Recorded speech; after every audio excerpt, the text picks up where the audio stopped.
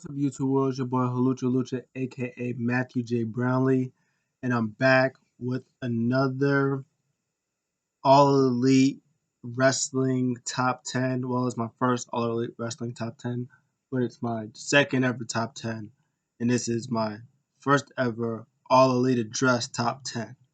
Whereas I did on Monday, I'm doing my Top 10 Raw AEW review, and of course, I got my handy dandy notebook, and I give my top 10, what I liked about the show. I give 5 what I did like and 5 what I didn't like, and we go from there. So this is a little different from my Raw one because AEW, they don't be really having bad shows like that, and neither does NXT. So most of this is my what I really, really liked about the show and some of what was okay about the show, but it's not like I didn't like it. Like it wasn't really bad, but it was just there. Like once we get to like the towards the bottom of it, it would be like I didn't really enjoy it. And this is also weird because it really doesn't have exactly everything to do about like the show. It does, but it doesn't. And you'll see what I mean. When I get into it. But make sure you like, comment, subscribe, tell you how you think about these. And we're going to get into it. Number 10, we're starting with the bad that wasn't horribly bad. And that was Serena Deeb and Big Swole versus Diamante and Evilise.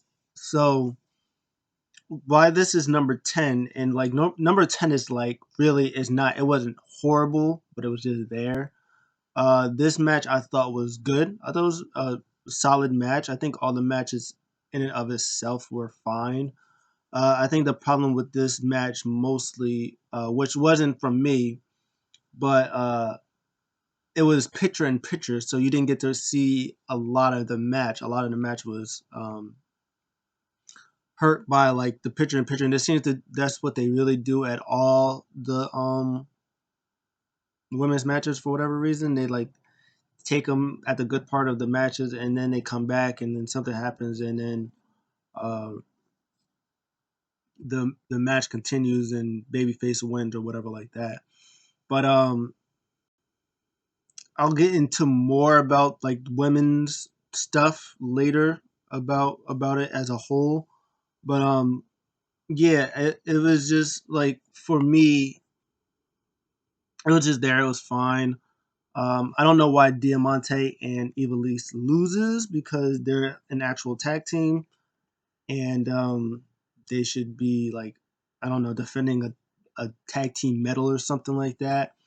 But yeah, I like Big Swole. I like Serena Deep. She's great. I like Evilise and I like Diamante. And this match was, it was alright. It was just there. It was nothing horrible about the match. It literally is just there. Number 9, what I liked about the show. Um, I like Kenny Omega versus Joey Janela. It was the main event.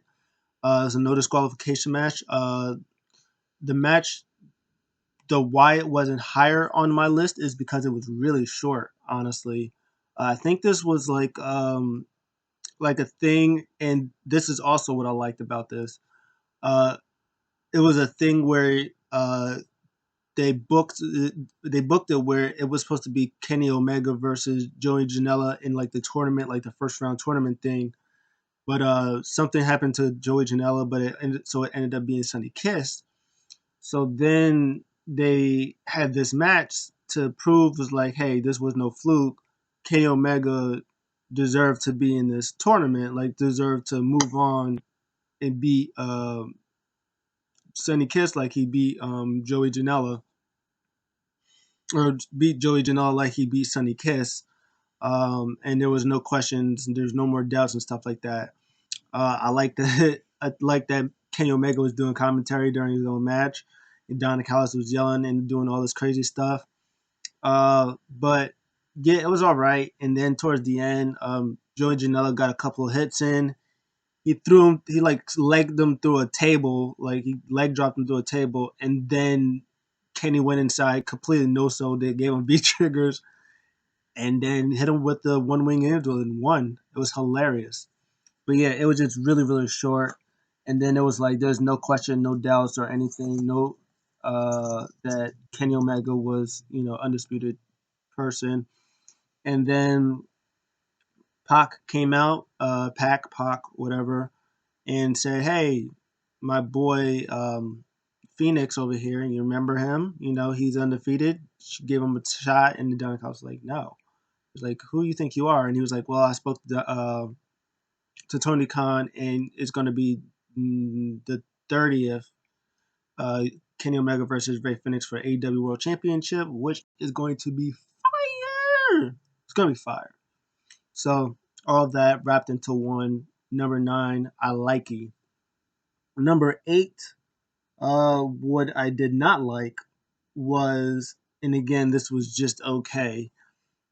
Inner Circle versus the Varsity Blondes, Top Flight, and also Best Friends, but I didn't put Best Friends on there for whatever reason. Probably because I remember who they are. But again, this match was fine. The reason why this is on my didn't like list is mostly because it was a lot going on. I don't really fancy 12-man tag. This was a 12-man tag match, right? I don't fancy 12-man tag matches like that. And because everybody is just in there and nobody, gets their stuff in like that. One person will probably shine, and then there's still like four other people who don't really get as much shine. Like in this, I don't even know if Chuck Taylor was even in the match. Like, to be honest, I don't remember Chuck Taylor in the match. I think Jake Hager was only in there to do an F10 that he messed up really badly. Um, there was a couple of tag team things from the inner circle that was kind of interesting. They had Santana Ortiz, who I missed Santana Ortiz together so much. I missed them so much together. Um, they had their thing. Ortiz had his thing with MJF. MJF had his thing with Sammy Guevara. Of course, Sammy and Jericho had their thing together. And Jericho and MJF had their thing together. So there was a lot of tag mixy matchy things from the inner circle, which was cool. I like that Jericho started with Brian Pillman Jr. That was pretty cool. He gave him a little nudge because Jericho just loves putting over people. We'll talk about putting over people in a little bit. So yeah, so that was good stuff. They got Top Flight, who's still a little, still a little green. They got to show off a couple of their skills. They got to show Brian Pillman and his partner off a couple of skills, and it was good. Of course, Trent is the one who was the undercome baby face. It's like, I get beat up all the time, but I come back. So yeah, I mean the match was fine, but again, not a lot of time for everybody to shine. Orange Cassidy was on commentary, just chilling there, or whatever. Um, they get the win. And Top Flight picks a fight with MJF and Jericho, which, thumbs up for them. MJF and Jericho is going to put them over while beating them next week. I think it's next week. While beating them next week. So there you go. Number 7, as I said, is putting over people. Cody versus Angelico. First off, Cody Rhodes, Brandi Rhodes, they're having a baby. Congratulations. Woo! Good for them. Happy for them. Yeah, this match I liked. This is a good match. Cody has this thing where he likes to. Cody Rhodes is the John Cena U.S. Open Challenge of AEW. Yeah, he's the John Cena Open Challenge of AEW. He did it when he was TNT champion, and he still continues to do it. He likes to put over his talent, and while still beating them, he makes them look good. Lets them get their stuff in, and then he wins. Um, so there's nothing wrong with that. Cody is the bigger name. He's one of the bigger stars in AEW.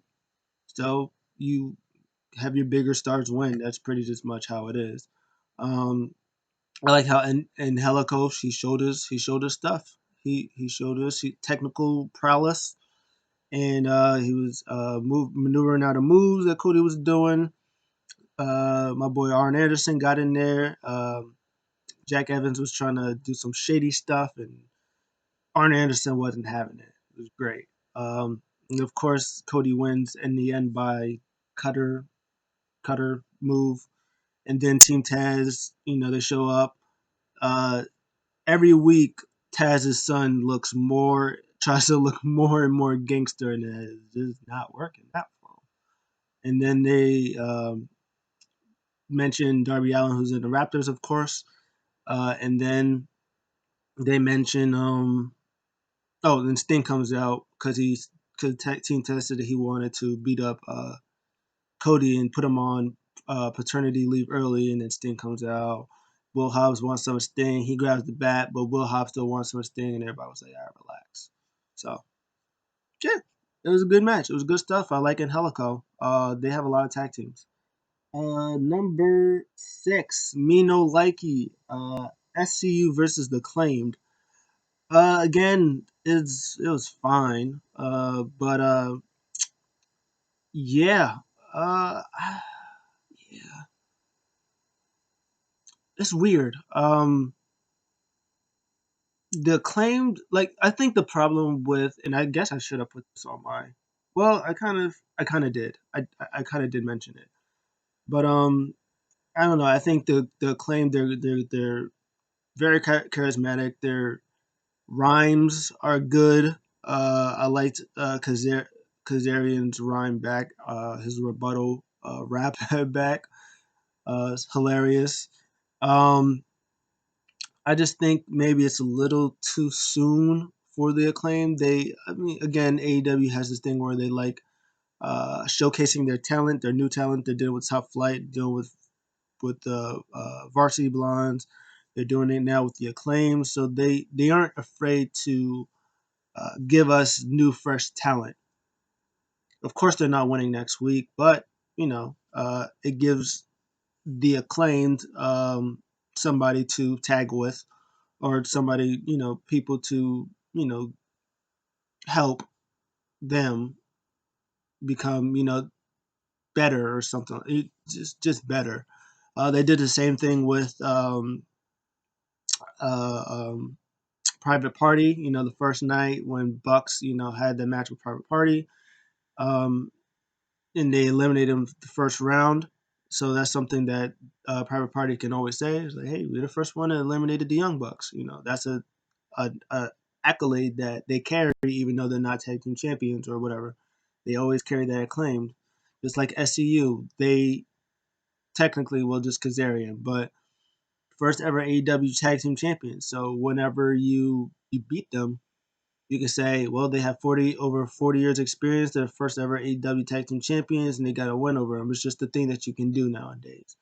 So in that regards, good for them, but I think it's way too soon. I don't think they're in this match. Definitely showed that they're still very green, and it's still very too soon for them to challenge Young Bucks, and especially challenge them in a tag team match that clearly they're not going to win.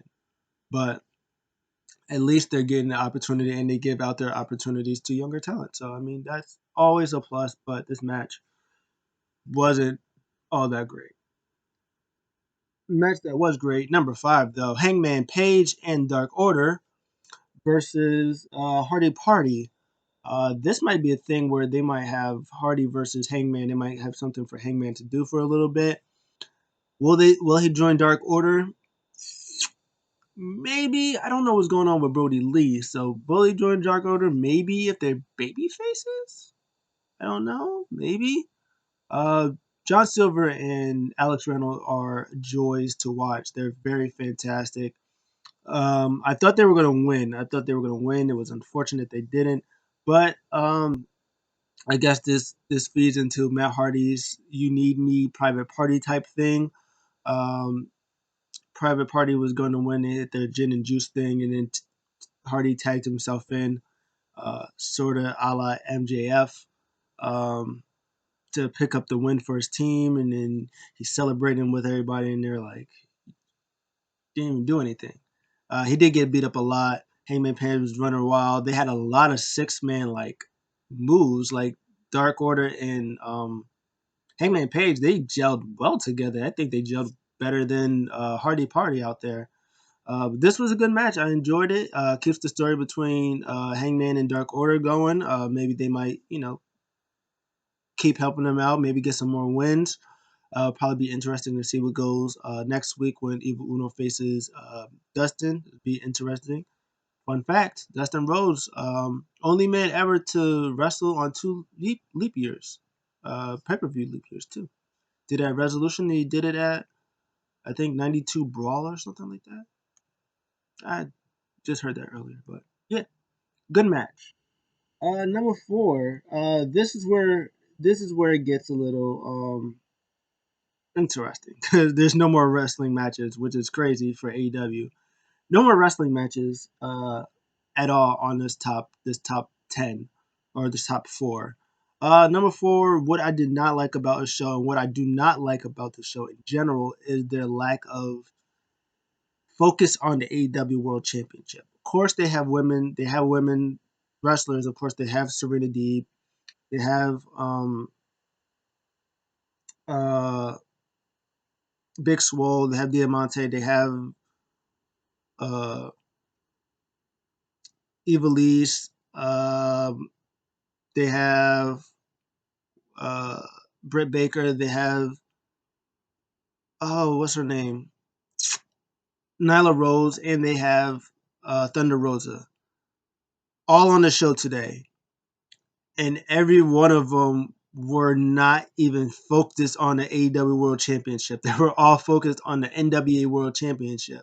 Even Serena Deeb, who's an NWA World Champion, is ranked number 4 for the AEW's Women's Championship. Big Swole, who's number 1, and I didn't even know she's number 1, and and they mentioned that she could either go face the AEW World Champion or the NW's World Champion, which is weird. Like, how are you gonna be able to do that? Which is even more crazy because Serena Deeb's NW World Champion, but she's on the AEW roster. And it's like, where is the love for uh, Hikaru Shida? Is it Hikaru or Hikaru Shida?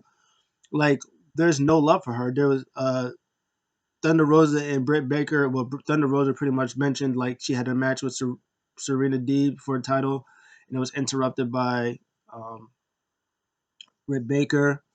Um, yeah, like there's no focus on like what's your number one person is out here with the NWA World Women's Champion, and you're not even in there. And so is the number 4. So is Nyla Rose, I think, is number 2. Britt Baker, who's number like 3, I think, is focused on Thunder Rosa. Like, only person who's focused really on Hikaru Shida is the number 5, my girl, and she wasn't even on the show. Neither was Hikaru Shida.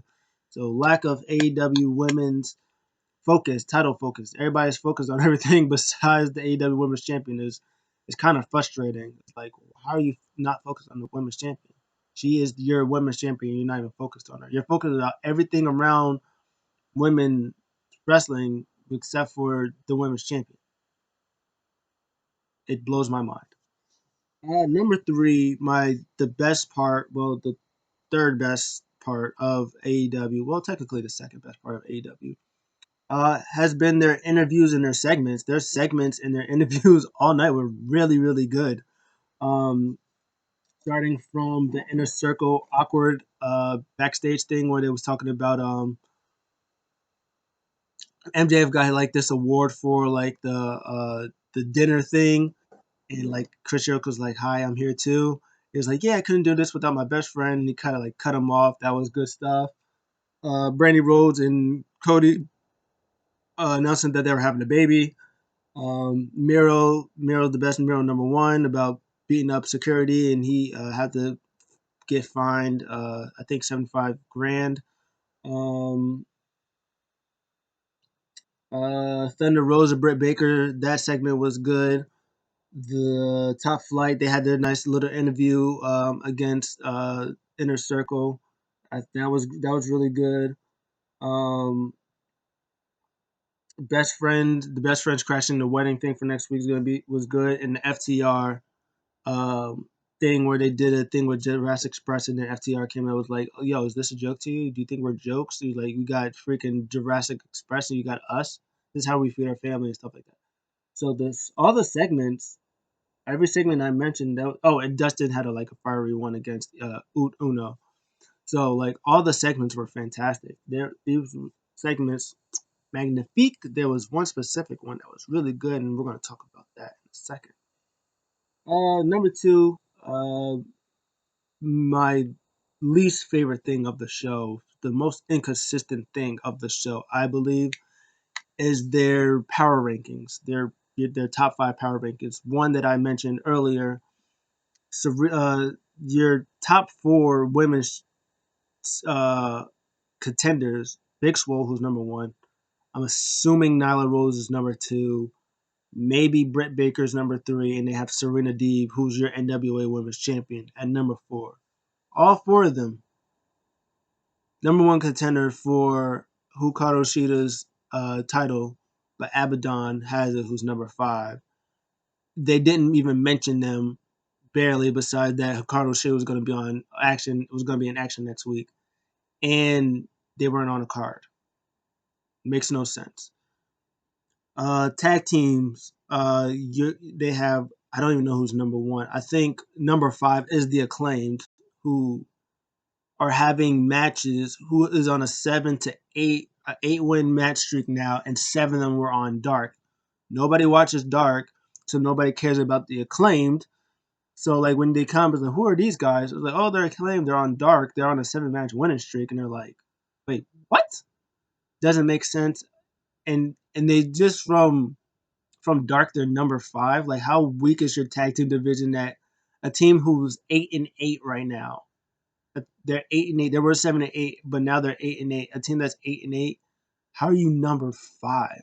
How are people like Jurassic Express, like FTR, like Santana Ortiz, like um, Jurassic Express?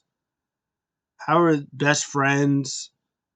How are Lucha Bros, Butcher and the Blade? How are these guys not either in the top five, or they are in the top five? Because that's seven teams I named, so at least four of them aren't in the top five. How are they not in the top five, and how are they not getting title chances at the titles? I don't. It doesn't make any sense. It's mind boggling to me how the Acclaimed have title shots over all these seven teams that I just named, and I'm not even including Hybrid Two.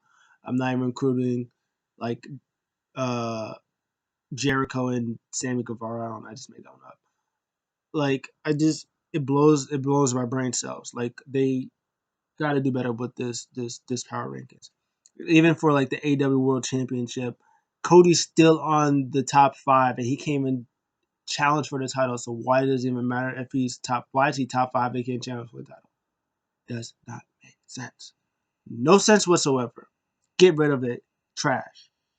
But the number one thing of the night, in my opinion, by a mile, um, is Eddie Kingston. His him on the live mic is just anytime you have Eddie Kingston on a live mic, is that's good for business. That was fantastic.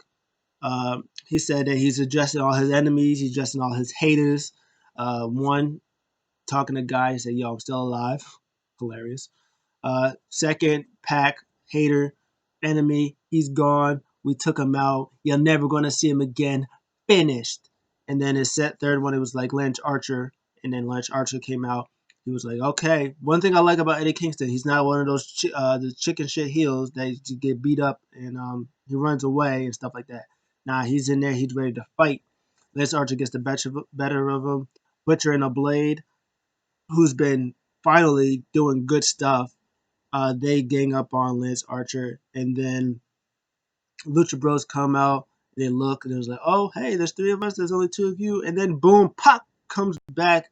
Yes, love it. And then everybody starts beating up on them.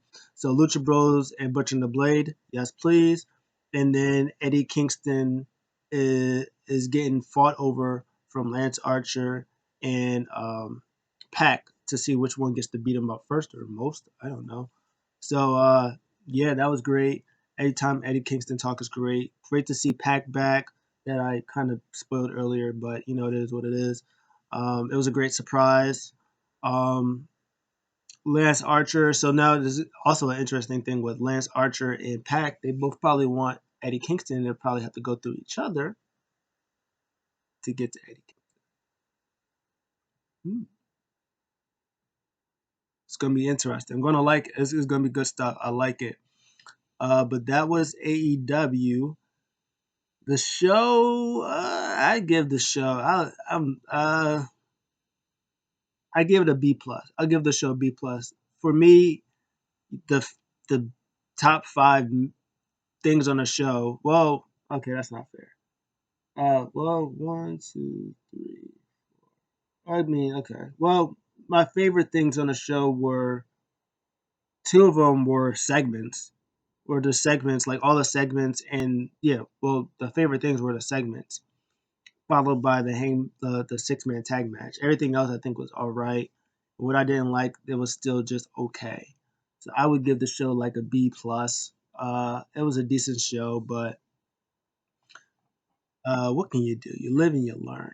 Uh, Next week and the weeks following is probably going to be the big stuff. They announced a lot of things for next week, so we're going to get into that as well. What did you guys think? Did you agree with my top 10? Do you think I'm crazy? You have other top 10? Do you think the whole show was great? Did you think the whole show was bad? Let me know. I'll see you guys in the next one. I'm out.